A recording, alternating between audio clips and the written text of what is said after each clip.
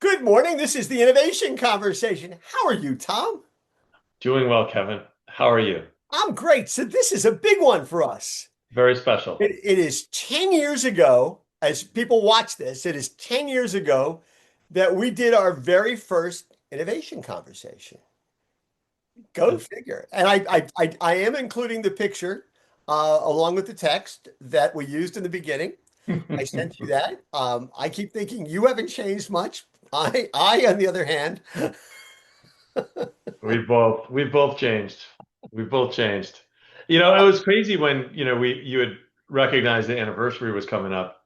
And I think both of us felt like, only 10 years? yeah. Yeah, Haven't we been doing it longer than that? well, yeah, it's yeah, and on the other hand, it's time flat goes by so quickly. Yeah. It's hard to say. I mean, you and I have not done a full count, but we figure we've done at least 200, 220, something like that of these. Yeah. And for people who have come in more recently, we used to do this in print. I mean, I would send you an email, you'd send me an email, we'd go back and forth by email. And Yeah. then sort of the advent of Zoom technology allowed us, and maybe I don't even know when we started doing the videos. Might have been during the pandemic. I think it was, yeah, just going into the pandemic, we started to do them. We started to mix them a little bit. And Yeah. then once pandemic hit and everybody was moving to video, we Right. went on video. And quite frankly, I think we both think it's more fun to do it this way because it's more, it's more casual, it's more spontaneous, things happen. Yes. So Yes, I will say though, the written ones, and this is kind of Amazonian, and then at Amazon we'd always write documents, right? Because to write and have to, convey your complete thought right, with structure and whatnot, it did enable you and force you to just for me to go a little deeper, right. on the questions um, but I still approach it the same way. I mean, we'll talk, you'll send me, we'll discuss, leading up, hey, what should we talk about, next week? And, there's always some current story, current Right. issue that, is important and we can have a really good, strong message around. And we always, we'll talk about the general framing of what we do. And I appreciate that too, because then I get to think about it for a bunch of days Yeah. in a row leading up to it. And then the conversation, it's never super predictable. It's not like we have a very strict outline that we follow. Yeah. We just take the conversation where it goes. And I think that spontaneity is part of what And makes it the fun. other thing is, even when we're doing it in print, we have done this at various companies and association meetings and stuff like that. We'll do the innovation conversation live. So Absolutely. in some ways, this is sort of reflective of that sort of approach to it. Oh yeah. Well, I think we probably did it It's like two live. guys sitting in a bar, which Yeah, we've done numerous times, we have. talking about this stuff.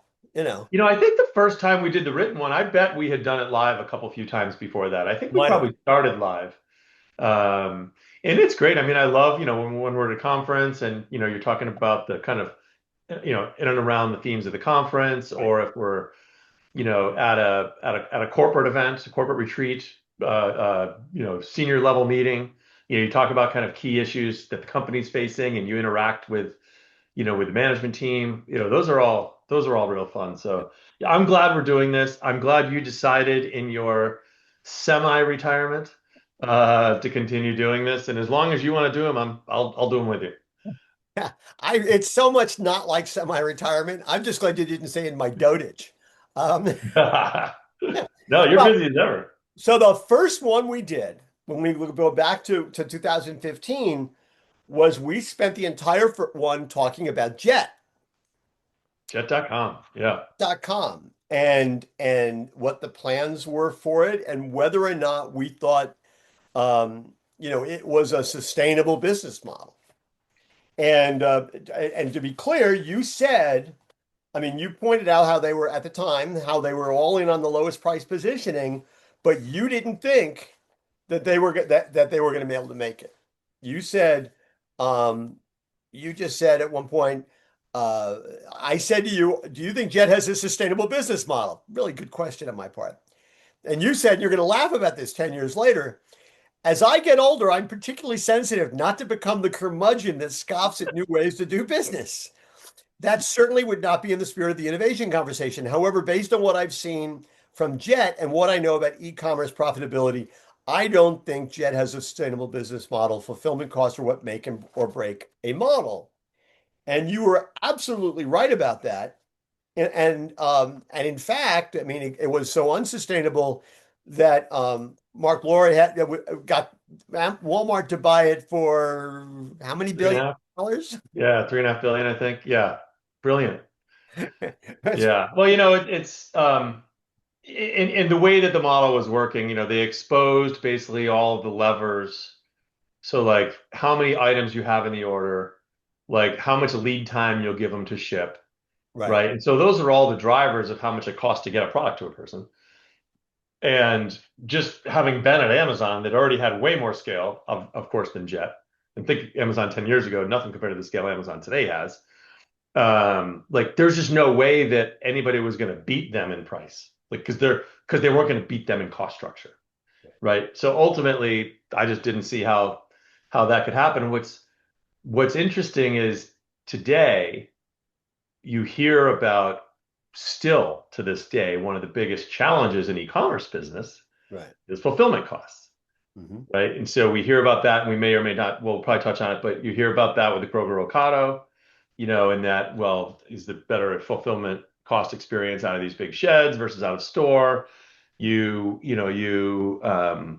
There's always the question of dark store versus pick from store, micro fulfillment centers, dedicated fulfillment centers, like that whole um, the whole logistics cost of and fulfillment cost of e-commerce is the key driver in whether or not it's successful. And of course, Amazon's invested in that tremendously over the years, continues to invest in it, to where you got same day delivery in a lot of the country. But yeah, pretty interesting to look back at the Jet article, but I think, and we've said a number of times over the years, though, what a great acquisition that ultimately was for Walmart. You know, Well, yeah, and to just back up just a little bit, one of the things that well, you pointed out at the time that and you've said that Jet will require everyone to be on their game. And so even though Jet as a standalone business didn't succeed, in fact, it did succeed in two ways. One is it did move the ball forward, right? And while we'll get to the Kroger Ocado thing later, yeah, it seems to me that yes, there's models that fail, there are models that succeed, there are models that are hit and miss, but they're all to a great extent, even the ones that fail sort of move the ball forward because you start to figure out where the holes, where's the white space, where's it going to work, where's it not going to work. And yeah, innovation, to go back to our sort of our key tenet here, that's what innovation depends on. yeah. Businesses are healthier when they're trying lots of different things to see what works and what doesn't work than when they're falling back on just doing business the same old way. Absolutely. You have to fail at things, Yeah. to move the ball forward. Right, The Bezos quote that it's not an experiment if you know the outcome. right, That is, absolutely true. And so, yeah, I think that what Mark and company were attempting to do with Jet was super interesting, innovative, sounded like it had a bunch of potential, I think, until you looked under the covers. But then the innovative spirit that brought to Walmart right. was an injection of adrenaline into that company's, innovation culture that, I mean, you look at where they are today versus where they were then. Right. Amazing what that has done for them. And even though over time, the various jet technologies and capabilities were deprecated and not continued, the injection of the innovative spirit, the team, the disciplines, the curiosity, that was everything for Walmart, and the leadership that Doug showed in bringing that in and taking that what appeared to be a pretty big risk at the time. Now you look back and it's like it's nothing compared to what they got out of it. Well, So bravo I to was them. going to say, I mean, it's really interesting because my sort of semi joke about it was that Walmart's culture seemed genetically engineered to reject anything that did not have it really was not supercenter focused, right? I mean, they diddled Hmm. around with e-commerce, but they never really made it work. So they made, I mean, first of all, they buy Jet, which gives them access to Mark's sense of innovation, right? And Hmm. he can give them some new blood. But they also had in Doug McMillan and the people he was surrounding with himself, for the first time, they sort of had a willing host, right? Yes. Before that, they had gotten rid of the antibodies that were rejecting the stuff that seemed be outside the supercenter expertise, and they were willing to say, okay, we this is where the world is going. We need to be part of it as opposed to just fighting against it. And I think that's a case study that leaders today should Yeah, be looking at yeah. and asking themselves that question. And are they the host that they need to be? Um, and it's one thing to say it, it's one thing to, wave your hands or issue some statements about certain things, but it's another thing to actually embrace the innovative experimental culture, um, and be able to responsibly invest toward that, to experiment, to try and fail, to try and succeed. It's just super, super critical. Hey, listen, I think what Mark is doing now with Wonder, I mean, he's building, trying to build this super app that nobody's ever really built Hmm. in this sense. And again, who knows if he'll be successful or not? But you know, success could mean somebody comes along and buys Wonder, probably for $4 billion because he keeps working himself up the chain, right, in terms of what he sells things for. Yeah, at least. And he'll go with it, but for the company that does it, it will likely again inject this sense of innovation and experimentation into what are if they do it right, right? Yeah. If they know how to absorb it in a way that Well, I mean, Jet was the big injection of adrenaline and innovation into the kind of the retail sector. Um, Wonder is absolutely that for the right, restaurant slash food service slash food at retail right, sector that definitely could benefit from a new wave of innovation. right. It's there, and kudos to him and the team for what they're doing. Yeah. And Gosh knows where it's going to go, but kudos to them. absolutely, absolutely.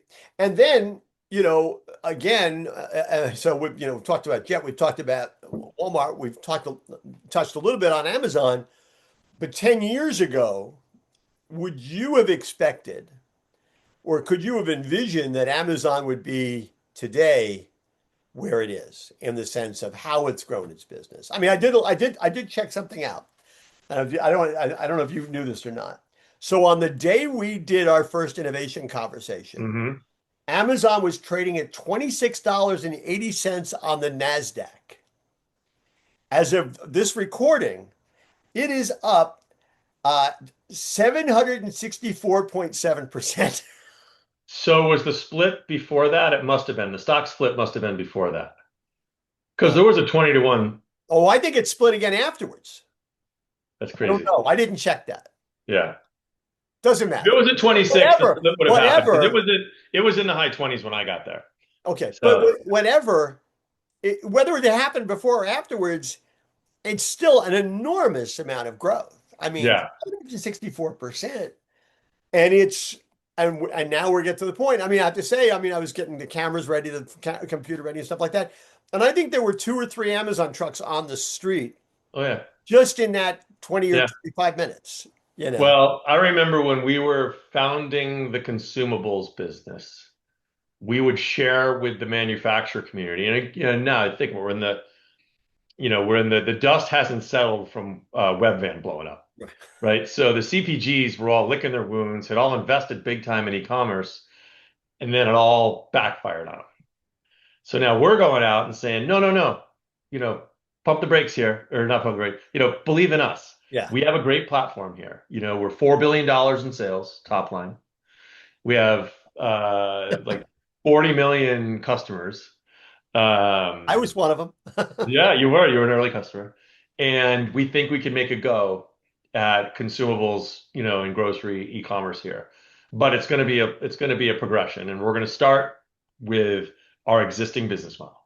Right. And we think that our first goal can be a $10 billion business in 10 years. So not a crazy, but when your total company is only 4 billion at the time, we said this business will be 10 billion in 10 years, and that was in 2005, 2006. Um, which seemed like a bold vision. That business that we started, the trailing 12 months from back from now, did $100 billion in volume. 100 billion. Wow. So it went from nothing to Yeah. 100 billion in volume. Now, and we see the trucks buzzing around and everything, right? And it was things like subscribe and save. It was things like, the ad network helping us offset our costs. Right. It was Prime. improving delivery speeds, right? So that you could, deliver stuff faster but cheaper, Right. in market. And that has become it literally that business sells 1 in 3 units sold on Amazon today. And I know I've said this in the innovation conversation before. That $100 billion came from somewhere, right? That's not all new volume, Yeah. right? So that 100 billion was being sold through traditional retail. So I would say to traditional retail, what are you doing to claim the next 100 billion, Right. right? Or it's going to get claimed from you. And you better be doing something to claim because it's not just gonna you're not just gonna retain volume. We're not just gonna find new volume. Like you've got to actively and aggressively go out and get it. And you've seen the market share shifts over time with how Walmart's growing, how Amazon's growing, how alternative formats that are, maybe a little more customer centric, a little more innovative, they're taking share. And the traditional, retailers in our space, they're losing share. Yeah. And what are you going to do, leader, Yeah. to change that? Because you got to do Well, something. and by the way, and I think Amazon would agree with this, they haven't gotten grocery right yet. They still haven't figured No, out grocery. So, no. I mean, God help the grocery industry if and when they do. Yeah, and like we said, the delivering groceries out of their existing facilities, they're going to get volume just because of the customer base that they have there. Whether that's 20, 30, 40 billion, when their consumable business goes from 100 billion to 200 billion, is it reasonable that they have 20, 30, 40 billion in grocery? Yes. And that's small relative to that, Yeah. but that's going to come from somewhere. So yeah, this battle needs to be fought aggressively. Well, and it's interesting. I mean, there been a couple of stories over just in the last couple of weeks, when you have the story about how Instacart is already saying, and I'm sure their brethren out there in terms of competing with Amazon, helping retailers compete with Amazon would say the same thing. Is Amazon says, listen, we're going to redouble our efforts in terms of grocery and short and quick delivery and stuff like that. And all of a sudden, retailers start to say, "Oh, what?" They call up their Instacart rep and say, "Hey, all right, we need to get serious about this." I mean, when I wrote about this, one of my thoughts was, it'd be nice if you weren't always be reacting, and maybe you were thinking to yourself about that before Amazon has the announcement. Yeah. And then the other thing is that you've got the whole Kroger Ocado thing, and I don't think we have any idea at this point how, certainly not as we record this, how that's going to play out. Yeah. But there seems to be, just in terms of speculating about it, I mean, there's a couple of different possibilities here, right? One is that, listen, Kroger took a big swing, and give Rodney credit. He Yeah. had a vision, took a big swing. Now, the question is, was the vision and the strategy, were they flawed, or was the implementation flawed? And it's possible there's plenty of flaws to go around in both Mhm. cases. But the larger point is that, and we've talked about this numerous times here, retailers have to get better about taking sometimes listen, sometimes you take a big swing, sometimes you bunt. Yeah. But you always try, and here I'm mixing my metaphors, my sports metaphors, but you always want to be moving the ball forward, right? You always want to be, Make first downs. Yeah. and one of the things that's, I mean, it's interesting again to go back to what you said about Jet 10 years ago. You can't just wait for outside influences to create urgency. You've got to feel that sense of urgency now.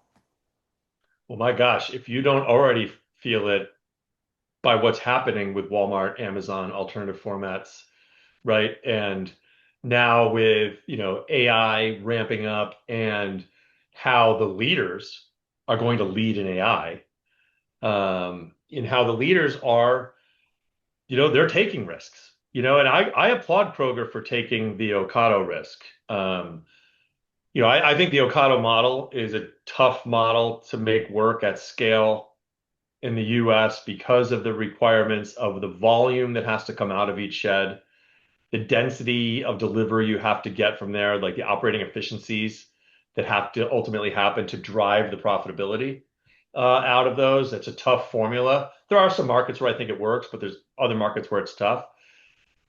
Whether it works or not, though, give them kudos for trying. But, if you're struggling with that, don't let that, I mean, and you'll have to figure that out, but don't let that inhibit your innovative spirit otherwise, right? Like that was a big bet. Like that's a massive bet in our space, right? But making smaller bets, invest some of the balance sheet, toward innovation in a responsible way, and be willing to look at, the technologies that are emerging that could help you, to carefully pick what it is you want to pilot, to be disciplined in how you run those pilots, to learn from them, to get those in front of your customers so that your customers see you innovating, right? Because the customers love to see that retailers are trying things for them. They might not like it. They're going to let you know how they feel, but they're going to totally respect that you try that. So yeah, I agree. I mean, don't wait for this outside influence because it's here. Yeah. Yeah, and I think that last point is a really good one too, which is that it's important to communicate to customers this stuff, right? I mean, and to be transparent about it. Yeah, And by the way, if it doesn't work, say it didn't work. absolutely. And they'll You know? appreciate that. Yeah. I mean, as They'll long as you're appreciate not that. Hey, ripping you anybody tried. off, We appreciate the effort. Thank if you. yeah, if all you say is we tried this thing because we thought it was going to result in better service for you, but it didn't really seem to do that. So we're gonna pull this back and we're gonna try something else. I think the vast majority of customers are, would say, fine. I mean, how can it's hard to Yeah. argue with that They as say, fine. What else you got? yeah. Like, you'll teach them to want to learn and want to try new things. And that's And great. yeah, and sure, and innovation doesn't always listen. I mean, I did that story on Dorothy Lane Market some time ago. Hmm. New Dorothy Lane Market. That store is just loaded with innovation. Now, it's not technology innovation necessarily, although there are pieces of that around. But it's innovating the store experience in a way that's going to appeal to customers, and Yeah. that's what an independent and or say regional retailer can do, right? Okay, I can't invest $1 billion in AI, but boy, I can invest surgically here, and here to create a better store experience, have better food for my customers, and differentiate myself from everybody else. And that's where I'm going to win. Yeah, You got absolutely. some guys winning here and some people winning over here, but it's the people in the middle who aren't trying to innovate or are waiting for somebody else to show the way so then they can do it, that they're the ones who are lost because they're just waiting and eventually they're just not going to pan out. And when you're waiting, you've taken your eye off your customer. I Right. mean, you're watching sales and you're trying to manage the trends as best you can, but if you're not leaning in and going to find new innovation to serve your customer better, like if you're not doing that, you're not focused on your customer and you're fooling yourself if you claim to be customer centric and you're just sitting there in the middle doing nothing. You're really not being customer centric. Oddly, yes, we do the innovation conversation, and companies ought to be having innovation conversations within their four walls. But it can't just be a conversation. for those companies, there has to be again, they got to constantly be moving the ball forward. Amen. So, Absolutely. good place to end after 10 years, but we're not done. I don't know if we'll We are do not another. done. I don't know if I'll make it another 10, but I'm in if you are. I'm in it for as long as you want to do it. All Giddy up. right. I love My it. friend, brother, cheers. Cheers, and thanks everyone It's for been putting up with us. it has been fun and will continue to be so. Let's do it. Let's get out there and innovate, everyone. Come on. We got this. See you next time, everybody. Bye all.